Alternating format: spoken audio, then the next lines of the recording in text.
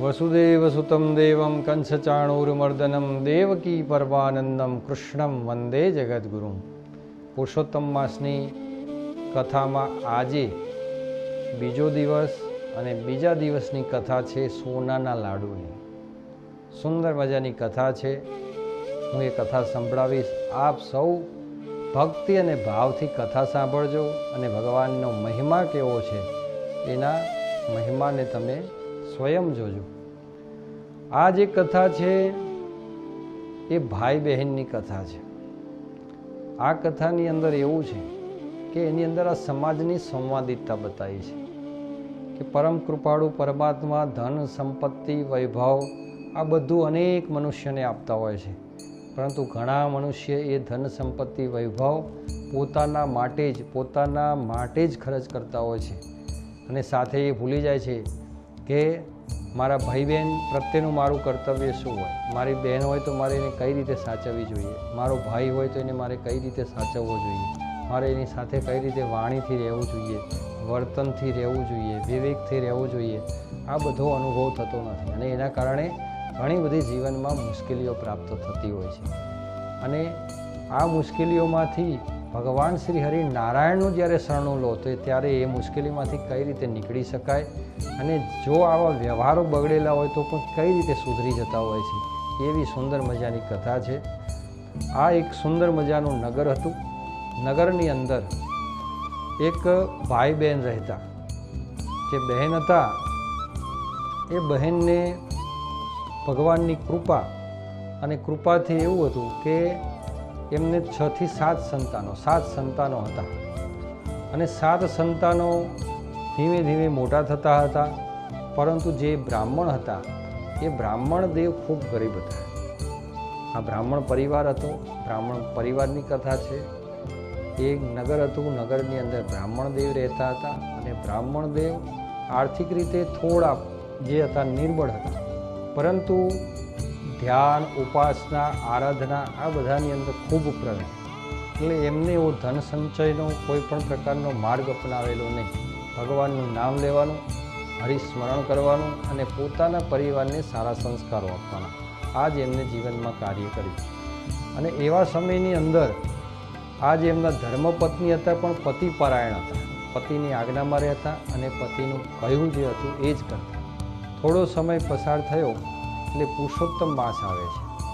પુરુષોત્તમ માસની અંદર એમને વ્રત જપ કર્યું છે. પુરુષોત્તમ મહિનો કર્યો છે. ભગવાનનો મહિનો જે છે એને ઉપાસના અને આરાધના કરી છે. સાથે સાથે એમના ભાઈ અને ભોજાઈ હોય છે એમને પણ પુરુષોત્તમ માસ કર્યો છે. આ બાજુ એમની જે બ્રાહ્મણ દેવ છે, બ્રાહ્મણ દેવના ઘરે સંતાન 7 છે પણ ધન સંપત્તિની ઉણપ છે. તો બીજી બાજુ જે બ્રાહ્મણ દેવ હતા એમના જે શાળા હતા, એમના ઘરે ધન સંપત્તિ વૈભવ પુષ્કળ, પરંતુ કોઈ સંતાન નહીં. એટલે સંતાન પ્રાપ્તિના આશયથી એ પુરુષોત્તમ માસ કરે છે. અને આ બાજુ જે બ્રાહ્મણ પરિવાર છે એમને સંતાન છે પણ સંપત્તિ નથી, તો સંપત્તિને કેન્દ્ર બિંદુમાં રાખી આશા રહી અને પુરુષોત્તમ મહિનો કરે છે. સમય ધીમે ધીમે પસાર થાય છે. 1 દિવસ, 2 દિવસ, 3 દિવસ એમ કરતાં કરતાં ખૂબ જ ભક્તિ ભાવ અને આરાધનાથી પુરુષોત્તમ મહિનો પૂર્ણ કરે છે. પરંતુ પુરુષોત્તમ મહિનો જ્યારે પૂર્ણ થવાનો હોય છે ત્યારે એમના ભાઈ, જે બ્રાહ્મણના ધર્મપત્ની હોય છે, એમના ભાઈ અને એમની ભોજાઈ જે છે એ આ પુરુષોત્તમ મહિનો જે છે ખૂબ જ ધૂમધામથી ઉજવે છે. આખા જે ગામ હોય છે, નગર હોય છે, એ નગરના બ્રાહ્મણોને બોલાવે છે અને નગરના બ્રાહ્મણોને બોલાવી એમના માટે ખૂબ સારી મિષ્ટાનો બનાવી છે, લાડવા બનાવ્યા છે અને અનેક પ્રકારે જે છે એ સારા સારા પકવાનો બનાવી અને બ્રાહ્મણોને જમાડવા માટેની તૈયારી કરી છે. ભોજાઈ જે છે એ પોતાના જે નણંદ હોય છે નણંદના ઘરે આવે છે. નણંદના ઘરે, ને આમાં શું છે, જીવનમાં આ કથા એક કથાનું માધ્યમ નથી. આજની પરિસ્થિતિ પણ આવી છે કે જેની પાસે પૈસા છે એની જ કિંમત છે અને જેની પાસે પૈસા નથી એને પોતાના સગાવાલા પણ પોતાના નથી ગણતા. એ પરિસ્થિતિ આજની પણ છે. એવું નથી કે સતયુગ, ત્રેતાયુગ કે દ્વાપર યુગની જ હોય, પરંતુ આજની કથા તો એનાથી પણ વધારે વિચલિત કરી નાખે એવી કથા છે. આજે જેની પાસે પૈસા ના હોય એને કોઈ બોલાવતું પણ નથી કે નાણાં વગરનો નાથીઓ અને નાણે નાથા લાલ, આવી પરિસ્થિતિ થઈ જાય છે. એટલે આ જે પરિસ્થિતિની અંદર જોવા જઈએ તો અનેક પ્રકારના દુઃખો અને તકલીફો જ્યારે આ નણંદ ભોગવતી હોય છે, બરાબર, પરંતુ એ નણંદને 5-25ની મદદ કરવાની ભાઈને પણ ખબર ના પડે કે આ ભોજઈને પણ ખબર ના પડે કે ભાઈ એમને 7 સંતાનો છે, તો આપણે એમનું ગુજરાન કઈ રીતે ચાલતું હશે, આપણાથી કંઈક પણ નાની મોટી મદદ કરીએ, કંઈક કામ અપાવડાવીએ, પરંતુ એ કશું જ કરે નહીં. પરંતુ જ્યારે પોતાના ઘરે જમણવાર હોય છે, બધાને બોલાયા છે, ઘણા બધા નગર શ્રેષ્ઠીઓને બોલાવ્યા છે, ત્યારે જ્યારે આવા ગરીબ માણસ ઘરે આવતા હોય ને ત્યારે લોકોને આમ થોડી શરમ જેવું આવે કે ભાઈ આ આમના સગા. એટલે આ જે એમના જે ભાઈના ધર્મપત્ની કે એટલે બ્રાહ્મણ જે બેન હોય છે એમના ભાભી એ એમના ઘરે આવે છે અને ઘરે આવીને કહે છે કે હે નણંદબા, આજે અમારા ઘેર ખૂબ સારો પ્રસંગ લીધો છે, ભગવાનના વ્રતનું ઉજવણું છે અને ઉજવણાની અંદર અમે તમને બોલાવવા આવ્યા છીએ, પરંતુ હું જે નોતરું આપવા આવ્યો છું એ નોતરામાં એવું છે કે જ્યારે હું તમને તેડવા આવીશ ત્યારે જ તમારે મારા ઘેર જમવા આવવાનું, ત્યાં સુધી જમવા આવતા નહીં.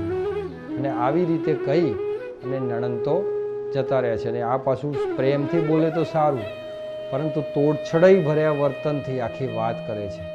એટલે આ ગોરાણીને એમ થાય છે કે આવા તોછડાઈ ભર્યા વર્તનથી જે મારી ભાભીએ મને વાત કરી એના કરતાં તો હું ભાભીના ઘરે જમવા ના જવું એ સારું. પરંતુ છોકરાઓ આ બધી વાત સાંભળી હોય છે એટલે છોકરાઓમાં ઉત્સાહ હોય છે કે આજે તો મામાના ઘરે જવા મળશે, મામાના ઘરે સારી મિષ્ટાન જમવા મળશે. એવી રીતે અનેક પ્રકારના સુખ અને આનંદમાં આવી ગયા હોય છે. સાંજનો સમય થાય છે. નગરની અંદર બ્રાહ્મણો બધા પીળા પિતાંબર પહેરી અને ગોરાણી જે છે એ સુંદર મજાના વસ્ત્રો ધારણ કરી અને બધા જે છે એ આ જે બ્રાહ્મણ હોય છે અને જે બ્રાહ્મણી હોય છે, જે ગોરાણી હોય છે, એમના ભાઈ અને ભાભીના ત્યાં જમવા જાય છે. ઘણો સમય થયો એટલે બધા છોકરાઓ ઉતાવળ કરવા લાગે કે મામા આપણને ક્યારે જમવા બોલાવશે, ક્યારે જમવા બોલાવશે. ત્યારે કહે છે કે ભાઈ આ પહેલાં જે છે ને એ બધા બહારથી સગા આવ્યા હોય એમને જમાડવા પડે અને બહારથી એ સગાઓ જમી લે પછી જે છે આપણને આપણા સગા બોલાવશે અને પછી તમને મામા અને મામી લેવા આવશે. આવી રીતે એમને સમજણ પાડે છે. એટલે છોકરાઓ થોડા શાંત રહે છે.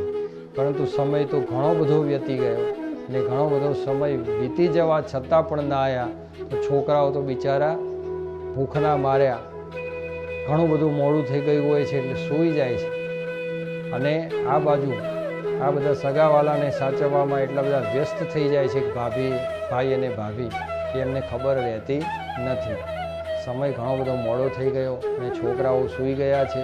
ગોરાણીને એમ થયું કે છોકરાઓ સવારે ઉઠશે કે મામા આવ્યા હતા તો લાડવા માગશે તો હું કઈ રીતે એમને ખવડાવીશ, કઈ રીતે એમને આગળ વાત કરીશ. એટલે એને માટે કોઈ પ્રશ્નનો જવાબ નથી હોતો. એટલે રાત્રે મોડા કોઈ જોઈ ના જાય એવી રીતે રાત્રે 11-12 વાગે ભાઈના ઘરે આવે છે. ભાઈના ઘરે જોવે તો અનેક પ્રકારની મોટી પતરાળીનો થોર બહાર લાગ્યો હોય છે. એમાં ઘણા બધા લોકોએ અન્નનો બગાડ પણ કર્યો હોય છે. તો જૂઠા એ પતરાળા હોય છે. પતરાળાની અંદર ઘણા બધા જે લાડવાઓ નાના મોટા વિખરાયેલા પડ્યા છે લાડવાઓ લાવે છે અને પતરાળાઓ લઈ અને આ જે ભાઈ અને ભાભીની લાડકી બેન કહેવાય એ બેન એ પતરાળા લઈ અને ઘેર આવે છે. પછી એમને થયું કે મારા ભાઈ ભાભીને તો મારે હવે શું કહેવું, ભગવાન એમને સદબુદ્ધિ આપે. પરંતુ ભગવાન નારાયણને પ્રાર્થના કરે છે કે હે ભગવાન, હે નારાયણ, હે કૃષ્ણ, હે પરમાત્મા, તું આ જગતનો પાલનહાર છે, કોઈને તું ભૂખ્યો સુવાડતો નથી. અને આજે 7 મારા સંતાનો છે, આ 7 સંતાનોને તે ભૂખ્યા સુવડાવે. હે ભગવાન, તારા ઘરે આટલું બધું દેર હોય પણ અંધેર ના હોય, આટલી બધી કષ્ટી, આટલી બધી અમારી પરીક્ષા. એટલે ભગવાનને ખૂબ આજીજી કરે છે. અને આજીજી છે ભગવાન નારાયણને કોઈ સમરે અને ભગવાન જો નારાયણ એનું વાત ના સાંભળે તો ભગવાન નારાયણ જ ના કહેવાય. આ તો ભગવાન છે, ભગવાન શ્રી હરિ છે, નારાયણ છે, ભગવાન કૃષ્ણ છે. એને તમે સાચા મનથી સાચા દિલથી બોલાવો એટલે ભગવાન હાજર થઈ જાય. ભગવાને જ્યારે આવી અરજી સાંભળી અને ભગવાનને એમ થયું કે ભાઈ મારો ભક્ત આજે પૃથ્વી પર દુઃખી થઈ રહ્યો છે, તકલીફમાં છે, એટલે ભગવાન શ્રી હરિનારાયણ જે છે એ એવું કાર્ય કરીને જાય છે કે પૂછવા કે માનવામાં ના આવે એવી વાત થઈ જાય છે કે જ્યારે આ રીતે ગોરાણી જેટલા પણ લાડવા પડ્યા હોય છે, લાડવા જે હોય છે એ બધાને ચૂરમું કરી અને પછી સારા લાડવા વારી અને એક જગ્યાએ એક બાઉલમાં મૂકી દે છે અને જે પતરાળીઓ એઠી હોય છે એક ખૂણામાં મૂકી દે છે. સવારે બ્રાહ્મણ અને બ્રાહ્મણી જે છે બ્રાહ્મણના ધર્મપત્ની ઉઠે છે, એ ધર્મપત્ની બ્રાહ્મણના ધર્મપત્ની ઉઠી અને એમને એ પતરાળીઓ જે છે બહાર ફેંકવા માટે લઈ જવા લાગે છે. ત્યારે તો જ્યારે સવારે જુએ છે તો અચરજ પામી જાય છે કે જે પતરાળીઓ એ લાયા હોય છે એ તમામ પતરાળીઓ બધી સોનાની થઈ ગઈ હોય છે. અને આ કુતૂહલ જોઈ અને તરત જ પોતાના પતિદેવને કહે છે કે આવો કંઈક બતાવો, અને ત્યાં લાવે છે અને ત્યાં લાવીને કહે છે કે જુઓ આ પતરાળી હું સાંજે મારા ભાઈના ઘરેથી લાવી હતી અને એમાંથી મેં જે કંઈ પણ વધેલું હતું એની અંદરથી લાડવા લઈ અને મેં પ્રસાદ બનાવી, પણ આ જે પતરાળી મેં એ મૂકી દીધું આ બધી સોનાની થઈ ગઈ છે. એટલે તરત જ બ્રાહ્મણ દેવે કહ્યું કે નક્કી પુરુષોત્તમ ભગવાન તને ફળ્યા છે. ખૂબ શ્રદ્ધા અને ભાવથી જે પુરુષોત્તમ ભગવાનનું તે વ્રત કર્યું, પૂજન કર્યું, આ નિશ્ચિત એનું જ ફળ છે અને એના ફળ સ્વરૂપ આ કાર્ય બની રહ્યું છે. માટે આ જે પતરાળીઓ છે એ તને ભગવાને જ અર્પણ કરી છે. પરંતુ બેન સિદ્ધાંતવાળી હોય છે કે ભાઈ ગમે તેવું તો આ પતરાળી હું મારા ભાઈના ઘેરથી લાવી છું, આ મારી નથી. એટલે દોડતી દોડતી એ ભાઈના ઘેર જાય છે. તો ભાઈના ઘરે જાય છે અને ભાઈ સાથે વાત કરે છે કે ભાઈ તમે મારા ઘરે આવો, મારે તમને કંઈક બતાવવું છે. એટલામાં તો એ ભાઈના ધર્મપત્ની હોય છે એમના ભાભી ત્યાં આવે છે અને કહે છે કે બેન કાલે માલપુઆ અને બધું લાડવા છે, દાળ ભાત છે, બધું ધરાઈ ધરીને ખાધું છે ને, અત્યારે ભાઈની પાસે કેમ આવ્યા? આવી રીતે જુઠ્ઠું બોલી અને ભાઈને એમ કે બેને જમી લીધું છે. પરંતુ જ્યારે ભાભી થોડા દૂર જાય છે ત્યારે બહેન કહે છે કે ભાઈ તારા હિતની વાત કરું છું, મારી ભાભી છે ખોટું બોલે છે, કાલે અમે કોઈ તારા ઘરે જમવા આવ્યા નથી, તમે બધા મહેમાનને સાચવવામાં હતા અને મારા ભાભી મને એવું કહીને ગયેલા કે હું તમને નોતરું આપવા આવું અને લેવા આવું, તેડવા આવું ત્યારે જ તમે આવજો, પરંતુ રાતે 11 વાગ્યા સુધી રાહ જોઈ છતાં પણ તમે કોઈ આવ્યા નહીં અને તમારા ભાણિયા પણ બધા ભૂખે સૂઈ ગયા. જ્યારે ભાઈ આ વાત સાંભળે છે ત્યારે એને પણ મનમાં દુઃખ થાય છે કે બેન ખરેખર મને ક્ષમા કરો, મારી ભૂલ થઈ ગઈ કે મેં તમારા પ્રત્યે ધ્યાન ના આપ્યું. ભાઈને જ્યારે આવો પસ્તાવો થાય છે ત્યારે બહેન કહે છે કે ભાઈ તું પસ્તાવો ના કરીશ, પરંતુ તે જે વ્રત કર્યું એનું ભગવાન શ્રી હરિ નારાયણે ઉત્તમ પ્રકારનું ફળ મને પ્રાપ્ત કરાવ્યું છે અને એ ફળના કારણે કંઈક મને મળ્યું છે, મારે તને બતાવવું છે, માટે તું મારી સાથે ચાલ. ભાઈ જ્યારે બહેનના ઘરે આવે છે ત્યારે બહેન કહે છે કે ભાઈ કાલે રાત્રિના 12 વાગ્યાના સમયમાં હું અહીંયા તારા ઘરે આવી હતી અને જે 12 પતરાળીઓ પડી હતી એમાંથી જે કંઈ પણ લાડવાઓ, જે કંઈ પણ વધેલા લોકો એઠું જમીન મૂકી ગયા એમાંથી મેં લીધા અને તારા ભાણિયાઓ જમે એના માટે મેં લાડવા બનાવીને મૂક્યા છે અને આ પતરાળીઓ હું લાવી હતી. પરંતુ આ પતરાળીઓમાં પુરુષોત્તમ ભગવાનની એવી લીલા અને માયા થઈ, ભગવાનને મેં સમર્યા અને એમનું વારંવાર એમને સ્મરણ કરવાથી એ પ્રસન્ન થયા મારા ઉપર અને મને જે દુઃખો હતા એ દુઃખો ભગવાન આગળ મેં પ્રસ્તુત કર્યા તો ભગવાન મારા ઉપર પ્રસન્ન થયા છે અને એમને આ જે હું પતરાળી લાવી હતી એ પતરાળી બધી સોનાની કરી દીધી છે. ભાઈ જુએ છે એટલે અચરજ પામી જાય છે. એ પણ બહેનને ક્ષમા માગે છે, માફી માગે છે, એ બહેન મારી ભૂલ થઈ, મને ક્ષમા કરી દેજે, પરંતુ આ જે પતરાળી છે એના ઉપર હવે મારો કોઈ હક નથી. કારણ કે બેન જે છે પતરાળીઓ ભાઈને આપવા માગતી હોય છે કે આ સોનાની પતરાળી વાસ્તવમાં તારી છે, કે હું તારી પતરાળી લાવી ત્યારે મને આ ભગવાને મને સોનાની કરીને આપે છે, પરંતુ આ પતરાળી વાસ્તવમાં તે ખરીદીને લાવેલો છે, તારી છે. એટલે ભાઈએ કીધું બેન હું તો જે પતરાળી હતી એ પતરાળીઓ બધી પાનની હતી, વૃક્ષોના પાન હતા એની પતરાળી હતી, પરંતુ આ તો સોનાની પતરાળી જે છે એ ભગવાને તને અર્પણ કરી છે, ભગવાન નારાયણની આ પ્રસાદ છે, માટે આ પ્રસાદને તું ગ્રહણ કર. આ પતરાળીઓ જે છે એ તું જ રાખ, મારે જોઈતી નથી, એ તારા ભગવાને આપેલું તને વરદાન છે, માટે એ રાખ. અને સાથે સાથે તું હવે તારી જે ભાભીએ તારા માટે કૃત્ય કર્યું છે કૃત્યનો તું બદલો લે. તું પણ આખી નાત જે છે બ્રાહ્મણોને જમાડ, બધા બ્રાહ્મણોને આમંત્રણ આલ અને ખૂબ જ ભાવથી બ્રાહ્મણોને જમાડ. આ સોનું છે એ સોનું વેચી અને એમાંથી જે પૈસા આવે એમાંથી મોટો જમણવાર કર, એટલે તારી ભાભીને પણ ખબર પડે કે બ્રાહ્મણે એક પતરાળી હતી એને તોડી એમાંથી બધું સોનું ભેગું કર્યું અને એ સોના ચાંદીની જે દુકાનો હોય છે એમના ત્યાં જાય છે, સોનું વેચે છે, સારા એવા પૈસા મળે છે અને એ પૈસાની અંદરથી ભગવાન શ્રી હરિનારાયણનું ઉત્તમ પ્રકારે વ્રત ઉજવણું કરે છે. ખૂબ જ બધાને એમ થાય છે કે ભાઈ આ ગરીબ ઘર છે એને શું જમાડશે, પરંતુ જ્યારે બધા લોકો એ બ્રાહ્મણ દેવના ત્યાં આવે છે ત્યારે અનેક પ્રકારના મિષ્ટાનો બનાવી અને બધા બ્રાહ્મણોને જમાડે છે.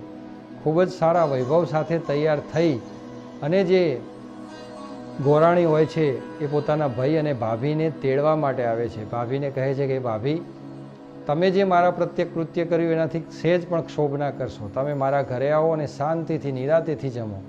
બધાય મહેમાનો જમીને જાય છે ત્યારે પરિવાર સાથે જમે છે અને પોતાના મામાના કહ્યા પ્રમાણે ભાણિયાને ઈશારો કરે છે અને ભાણિયાને જેવો ઈશારો કરે છે એવો ભાણિયો એક બાઉલ જઈને લઈ આવે છે ને એ બાઉલમાંથી સોનાના લાડવા કાઢી અને ભાભીના પતરાળામાં મૂકે છે અને કહે છે કે ભાભી તમે જમો. એટલે બધા જ જોઈ રહ્યા હોય છે. એટલે પેલી ભાભી કે આ તો સોનાના લાડુ છે, આ લાડુને હું કઈ રીતે જમું, મને તો તમે જમો છો એ લાડુ આપો.